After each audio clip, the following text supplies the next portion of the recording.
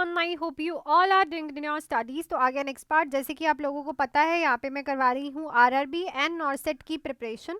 सो जो भी बच्चा इन दोनों एग्जाम्स की प्रिपरेशन कर रहा है, इस दोनों एग्जाम्स को पढ़ रहा है, इस चैनल को सब्सक्राइब कर लीजिए बच्चे, बिकॉज ऑलरेडी 1950 क्वेश्चंस मैं करवा चुकी हूँ। 1951 क्वेश्चन आज हम करने जा रहे हैं। एंड प्लस अगर कोई भी बच्चा अभी भी आरआरबी के लिए प्रिपरेशन करना चाहता है तो 3 मंथ्स है हमारे पास। 3 मंथ्स में मेरे पास 2 बैचेस हैं, एक इंपॉर्टेंट टॉपिक बैच, एक है थ्योरी बैच। अगर आपका जो बेसिक है वो क्लियर है तो आप ये बैच ज्वाइन कर सकते हैं, जिसमें मैं आप लोगों को हर एक सब्जेक्ट का important topic, MCQ classes, test series, doubt classes, previous year paper and non nursing की क्लासेस प्रोवाइड करूंगी। एंड साथ ही में अगर आपको बेसिक क्लियर करना है तो ये बैच, जिसमें हम बेसिक एनाटॉमी एंड फिजियोलॉजी से स्टार्ट करके हर एक सब्जेक्ट की थ्योरी करेंगे, साथ ही में इसमें इंपॉर्टेंट टॉपिक्स करने वाले हैं, एमसीक्यू क्लासेस करने वाले हैं, टेस्ट सीरीज करने वाले हैं, डाउट क्लासेस करने वाले हैं, previous year paper and non nursing के सारे एमसीक्यूज मैं आपको प्रोवाइड करूंगी। दोनों ही बैचेस बच्चे लाइव प्लस रिकॉर्डेड हैं। एंड नॉरसेट 8 के लिए भी बैचेस जो हैं वो स्टार्ट हो चुके हैं। सो नॉरसेट 8 के लिए भी 2 बैचेस हैं, एक है 4 मंथ्स का बैच और एक है 6 मंथ्स का बैच। 4 मंथ्स के बैच की फीस है 2599 और 6 मंथ्स के बैच की फीस है 3299। तो आज ही आप लोगों के पास टाइम है, जल्दी से आप इस नंबर पे मेरे से बात करके ज्वाइन कर सकते हैं। सो चलती हूँ मैं अब अपने क्वेश्चन पे। क्वेश्चन नंबर फर्स्ट देखते हैं आज हमें क्या बोल रहा है। सो बच्चे, पहला ही क्वेश्चन देखो क्या बोल रहा है। A patient with the Edison disease is admitted with a severe hypotension, what is a priority intervention. तो एडिसन डिसीज वाला पेशेंट एडमिट हुआ है सीवियर हाइपरटेंशन के साथ, तो अब आप इस पेशेंट की प्रायोरिटी इंटरवेंशन क्या करोगे। तो सबसे पहले तो मैं एडिसन डिसीज की बच्चे बात कर लूँ तो एडिसन डिसीज क्या होती है।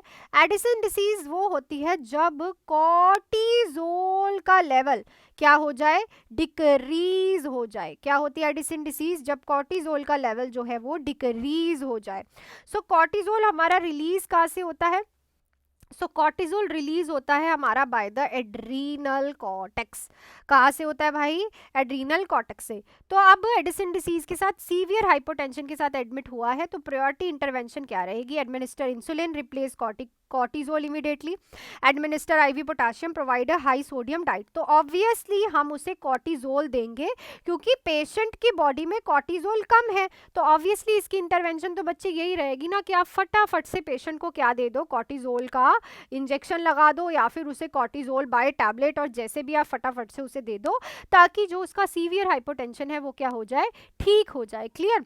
सो नेक्स्ट पे चलते हैं। विच assessment finding suggest the need for immediate intervention in a patient with CKD. अगर किसी को क्रॉनिक किडनी डिसीज है तो पेशेंट के लिए इमीडिएट इंटरवेंशन क्या रहेगी, serum creatinine of 4 mg per DL, haemoglobin of 9.5 gram per DL, serum potassium of 6.8 micro equivalent per DL per litre, sorry, blood urea nitrogen of 50 mg per decilitre.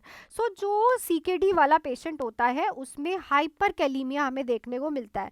हाइपरकैलीमिया क्यों देखने को मिलता है, क्योंकि पोटाशियम जो है वो रिटेन करता है, वो बाहर नहीं निकल पाता। क्या होती है, पोटाशियम की रिटेंशन होती है। सो यहाँ पे वैसे भी पोटाशियम का नॉर्मल लेवल होता है 3.5 to 5 माइक्रो इक्विवेलेंट पर लीटर। ठीक है, क्या होता है। सो यहाँ पे देखो 6.8 हो गया और हमारी नॉर्मल वैल्यू से बहुत ज्यादा है। तो इधर हम क्या करेंगे, पेशेंट को क्या करेंगे, हम क्या कहेंगे भाई कि फटाफट से इसकी जो है इंटरवेंशन करनी पड़ेगी। ठीक है। सो नेक्स्ट क्वेश्चन पे चलते हैं अब हम लोग। So which nursing action has the highest priority for a patient immediately post colonoscopy। अगर किसी की क्लोनोस्कोपी हुई है, मतलब कोलोनोस्कोपी का मतलब होता है कि पेशेंट का आपने क्या कर दिया है, कोलन को देखा है, स्कोप डाल के कोलन का देखा है कि कोलन में क्या प्रॉब्लम चल रही है। ठीक है ना। तो उसके बाद हाईएस्ट प्रायोरिटी में क्या रहेगा, monitor blood glucose and pulse, encourage ambulation to pass gas, assess for sign of perforation, resuming oral intake as tolerated. So देखो क्लोनोस्कोपी के बाद परफोरेशन ऑफ द कोलन के बहुत ज़्यादा चांसेस होते हैं।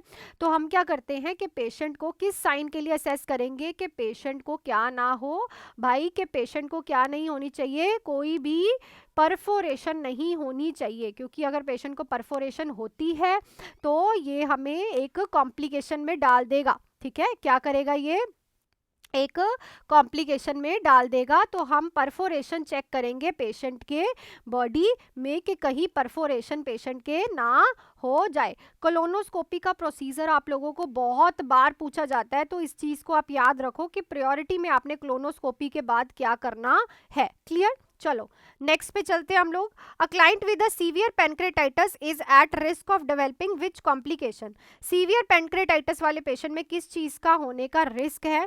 सो आप लोगों के पास ऑप्शंस है, ऑप्शंस पढ़ लेते हैं हम लोग।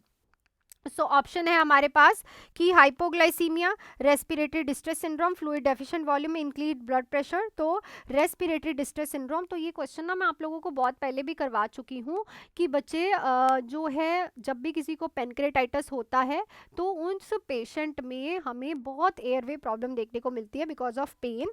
सो रेस्पिरेटरी डिस्ट्रेस सिंड्रोम एक कॉम्प्लिकेशन पेशेंट में देखने को मिल सकती है। सो नेक्स्ट क्वेश्चन पे चलने से पहले बच्चे मैं थोड़ा सा बता दूं कि अगर किसी को भी बैच ज्वाइन करना है और अच्छे से मेरे से एक बार डिटेल में सारी क्लासेस को रीड करना है, तो आप इस नंबर पे कॉल या फिर मैसेज पे मेरे से बात करके आज ही कोई भी बैच ज्वाइन कर सकते हो। अगर आपका बेसिक क्लियर है तो important topic batch, otherwise theory batch जो है 3 मंथ्स के दोनों बैच है।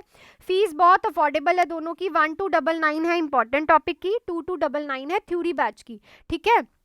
सो इंपॉर्टेंट टॉपिक है, एमसीक्यूज है, टेस्ट सीरीज है, डाउट क्लासेस है, प्रीवियस ईयर पेपर है, नॉन नर्सिंग की क्लासेस मिलेंगी।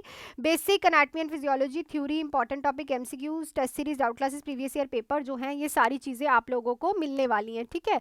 तो सबसे पहले तो इस चीज़ को याद रखो कि कोई भी चीज़ होगी उसको अच्छे से आपने पढ़ना है मेरे साथ। अगर आपको कुछ भी डाउट होता है तो डाउट क्लासेस भी मैं रखती हूँ, टेस्ट सीरीज आपकी रेगुलर होती रहती हैं, आपके हर एक चीज़ को मैं क्लियर करवाऊंगी विदाउट एनी प्रॉब्लम। ठीक है?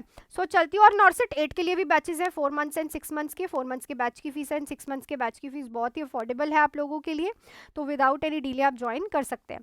क्वेश्चन देखते हैं। Nurse is assessing a client with increase ICP, which finding is the earliest indication of deterioration. तो इनडायरेक्टली इन्होंने पूछा है early sign of increase ICP. ठीक है? ब्रेडिकार्डिया, अल्टर्ड पल्स प्रेशर, ठीक है, widened pulse pressure, fix dilated प्यूपिल।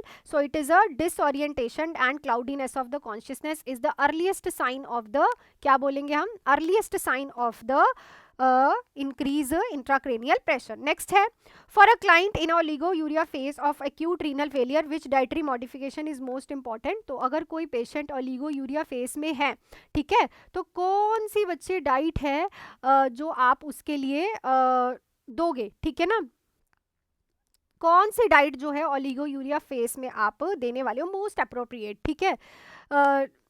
सो options है clear protein intake, ठीक है, क्लियर प्रोटीन इनटेक उसको दोगे आप, increase protein intake sorry, restricted potassium and sodium intake sorry, increase fluid intake and increase calcium intake. So देखो हमेशा याद रखो कि जब भी किसी को एक्यूट रीनल फेलियर होता है तो पोटाशियम एंड सोडियम का इनटेक हमें रिस्ट्रिक्ट करना होता है। क्यों? ऐसा क्यों? क्योंकि सोडियम दोगे तो और ज़्यादा वाटर रिटेंशन होगी, और पोटाशियम दोगे तो ऑलरेडी पोटाशियम बॉडी में बहुत ज़्यादा होता है तो उसको आप कम देते हो। ठीक है ना, उसको देते ही नहीं हो बिल्कुल भी, क्योंकि अभी ऊपर हम पढ़ के आए हैं कि हाइपरकैलीमिया कॉम्प्लिकेशन है।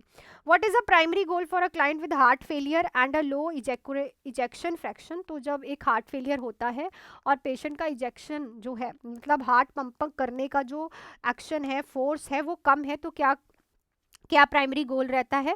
Increase myocardial oxygen demand, enhance cardiac output, prevent respiratory function, reduce fluid loss. तो देखो आपको यहाँ पे करना होता है सबसे ज़्यादा इंक्रीज मायोकार्डियल ऑक्सीजन डिमांड। ठीक है? क्योंकि देखो क्या होता है कि जब पेशेंट का लो इजैक्यूएशन फ्रैक्शन होता है तो it is just because of heart failure, इसीलिए होता है क्योंकि मायोकार्डियल मसल जो है वो प्रॉपरली जो है आप लोगों की काम नहीं कर रही होती। ठीक है ना, तो उसको काम करवाने के लिए आप लोगों को क्या करना है कि मायोकार्डियल की ऑक्सीजन डिमांड को थोड़ा सा इंक्रीज कर पाए ताकि कार्डियक आउटपुट जो है वो इंक्रीज हो, क्योंकि मायोकार्डियल ही तो कॉन्ट्रैक्टिबिलिटी करा रही है ना हार्ट की। ठीक है? नेक्स्ट है which intervention is most appropriate for patient having tonic clonic seizure. तो टॉनिक क्लॉनिक सीजर वाले पेशेंट में अप्रोप्रिएट एक्शन क्या है? Restrain the patient to prevent injury, insert a bite guard immediately, protect the patient head and turn them to the side, hold the patient still until the seizure stop. तो देखो अगर किसी को having लिखा है तो इट मीन्स कि patient को सीजर्स हो रहे हैं, तो पेशेंट की एस्पिरेशन प्रिवेंट करने के लिए कि सीजर्स के दौरान वो कहीं एस्पिरेशन ना हो जाए, तो स्लाइटली आप उसके हेड को टर्न कर देते हो एक साइड को, ताकि पेशेंट को कोई भी क्या ना हो, प्रॉब्लम ना हो। क्लियर? नेक्स्ट है client with the liver cirrhosis is scheduled for a pancreatitis which nursing action should be done before the procedure. तो लिवर सिरोसिस वाला पेशेंट है, पेशेंट का पेनक्रेटाइटिस आपने एसाइटिस हो जाता है, पेशेंट को पेनक्रेटाइटिस पैरासेंटेसिस के लिए शेड्यूल किया गया है। तो क्या करोगे आप प्रोसीजर से पहले पेशेंट का nursing action? Insert NG tube, measure abdominal girth, encourage the client to void, check bowel sound. तो देखो लिवर सिरोसिस वाले पेशेंट में असाइटिस जो है वो वहाँ पे को देखने को मिलता है। असाइटिस का मतलब होता है fluid filled in the abdominal cavity, जिसका मतलब है कि आप उस फ्लूइड को निकालने के लिए पैरासेंटेसिस करते हो। तो पैरासेंटेसिस करने से पहले आप लोग क्या करते हो? तो हमेशा याद रखो, हम पेशेंट को कहते हैं कि वो अपना ब्लैडर खाली कर ले, क्योंकि अगर ब्लैडर को पंचर हो गया ड्यूरिंग द प्रोसीजर तो प्रॉब्लम हो सकती है। ठीक है, तो हम पेशेंट को इनकरेज करते हैं टू द वॉइड। नेक्स्ट है which assessment finding indicate hypovolemic shock in patient with burn. तो बर्न वाले पेशेंट में हाइपोवॉलेमिक शॉक के बारे में क्या चीज़ हमें बताएगी? High blood pressure, bradycardia, cool clammy skin and tachycardia, bounding peripheral pulse, increase urine output. तो इस क्वेश्चन का आंसर आप लोग मुझे कमेंट सेक्शन में लिख के बताओगे, हाइपोवॉलेमिक शॉक के बारे में कौन सी असेसमेंट फाइंडिंग आप लोगों को बताएगी अगर पेशेंट को बर्न है। सो लास्ट क्वेश्चन जो मैंने आप लोगों से पूछा था कि सेप्टिक शॉक में मोस्ट क्रिटिकल इनिशियल ट्रीटमेंट क्या रहेगा? तो हमेशा याद रखो कि आपको फ्लूइड रिसस्टिकेशन स्टार्ट करनी होती है पेशेंट में। सो that's it for this video. Video अच्छी लगी है तो वीडियो को लाइक करना, शेयर करना। मैं बहुत शॉर्टकट में आपको सारी चीज़ें पॉइंट टू पॉइंट बता देती हूँ, टाइम वेस्ट नहीं करती अननेसेसरी। तो वीडियो को लाइक ज़रूर किया करो और शेयर करो अपने फ्रेंड्स के साथ। और बैचेस के लिए आपके पास नंबर है 7973244089 पे। आज ही आरआरबी के लिए 3 मंथ्स के 2 बैच है, important topic batch and theory batch, कोई भी आप ज्वाइन कर सकते हो। नॉर्सेट 8 के लिए भी 4 मंथ्स का एंड 6 मंथ्स के बैच की फीस, चारों बैचेस की फीस बहुत अफोर्डेबल है। कोई भी बैच ज्वाइन करोगे नॉन नर्सिंग की क्लासेस आपको मिलेंगी and live and recorded classes मिलेंगी। So that's it for this video. मिलती हूँ नेक्स्ट वीडियो में। Till then do hard work, make your parents proud and all the best.